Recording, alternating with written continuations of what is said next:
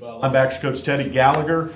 Quick take on spring ball, Teddy, from your perspective of the defense, and we'll get some questions after that. Yeah, well, I think one thing about all the guys on defense is they're playing super hard.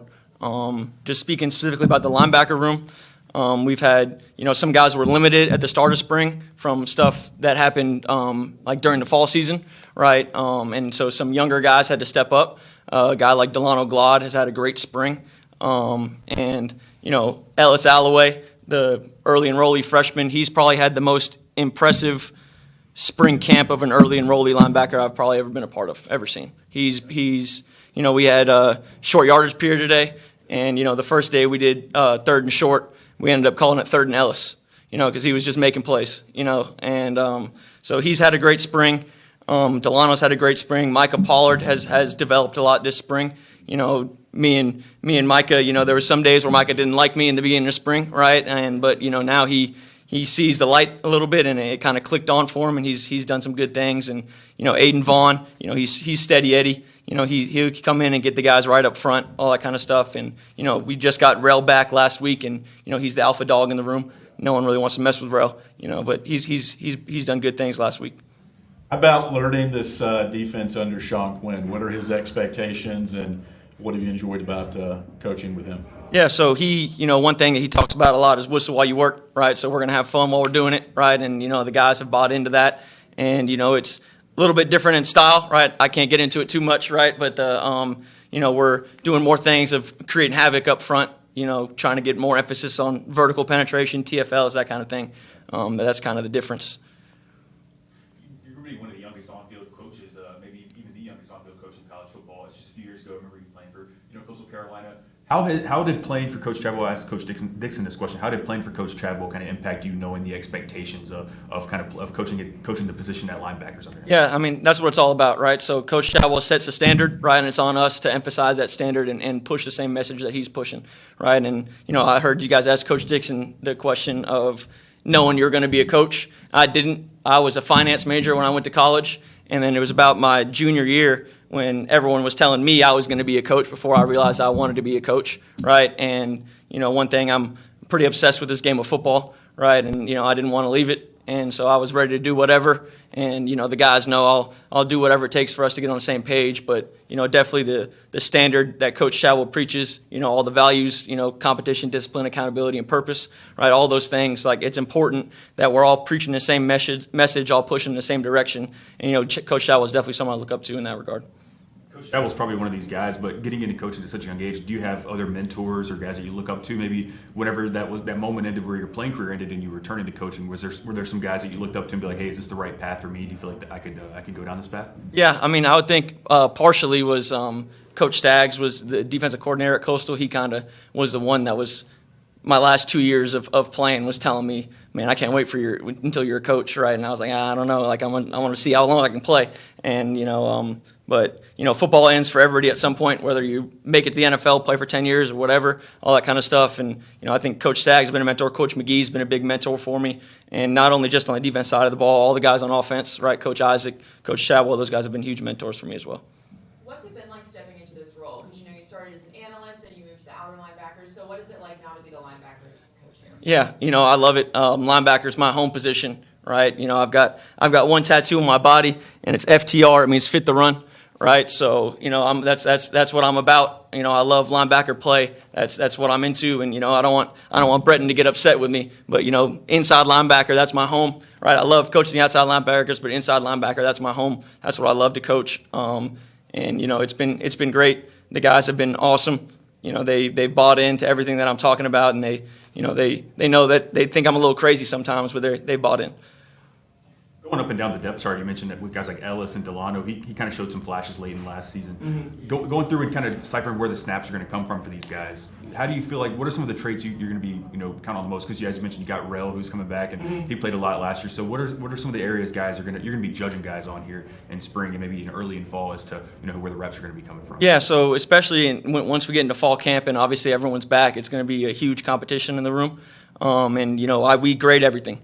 Right, so I'm a little bit harder than most, right? So like every step you take has to be intentional. A false step, that's a minus, right? So everything is intentional, where I put my hands when I'm getting off a block, how I finish on a tackle, right? Low to high, right? All that kind of stuff, being in good football position.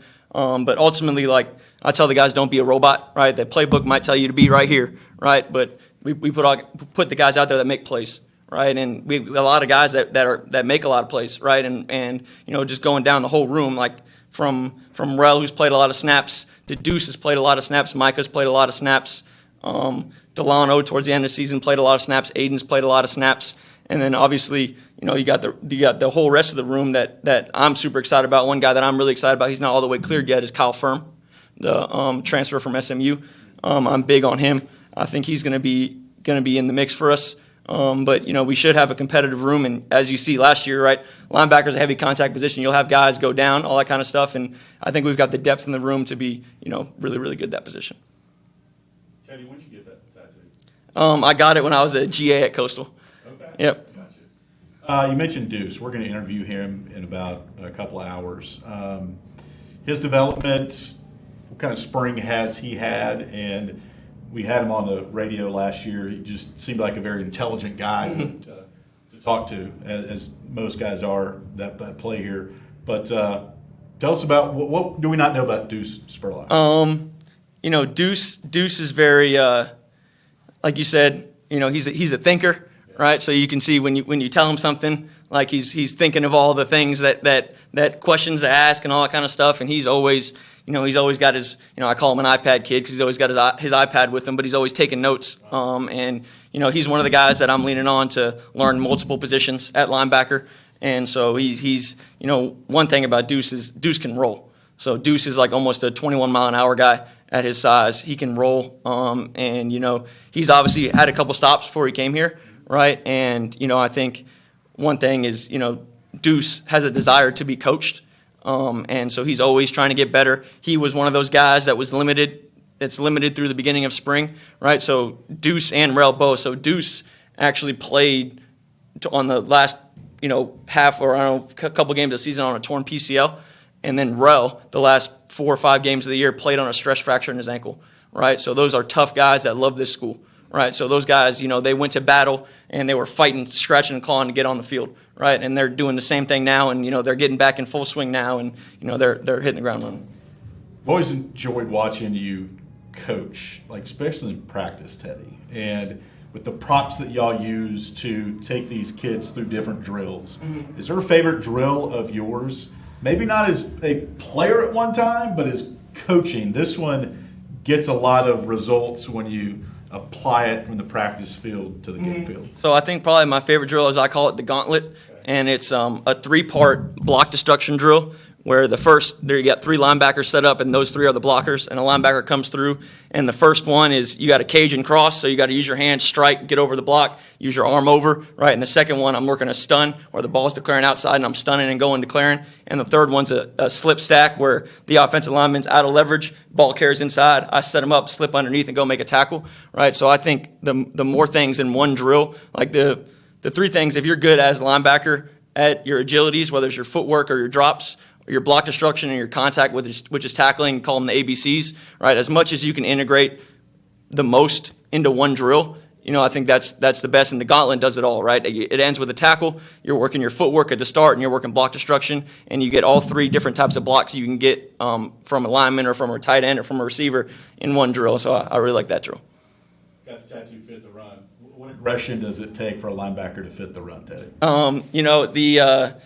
There's some other team, I'm not going to say what team it was, put out some thing about, we seek out the dark spaces, right? If there's a dark alley, I want to go head first into there, right? And we say in our room, we are the dark spaces, right? You have to come seek us out. That's where we live, right? And so fit the run really means, at the end of the day, it might say you have the B gap, you have this gap, right? But when push comes to shove, if I got to take on one block with my shoulder and rip through and use my freaking teeth to go take a guy down, right? That's what fit the run is. Like it's a mentality. It's downhill. It's aggressive. It's do whatever I got to do to go stop them from running the ball, right? Because if a team runs the ball, it should be offensive to a linebacker. Showcase on Saturday in front of the fans, opportunity to show off this team. What has been the excitement build up for the showcase coming up? Yeah, the guys are excited about it. They're excited to get out in front of the fans and all that kind of stuff. And I'm just looking forward to, like Coach Dixon said, to see the guys compete, right? And it's kind of funny that I'm getting all my guys back right towards the end of spring when we're ending. But you should see a lot of the linebackers out there flying around. Super excited about the group.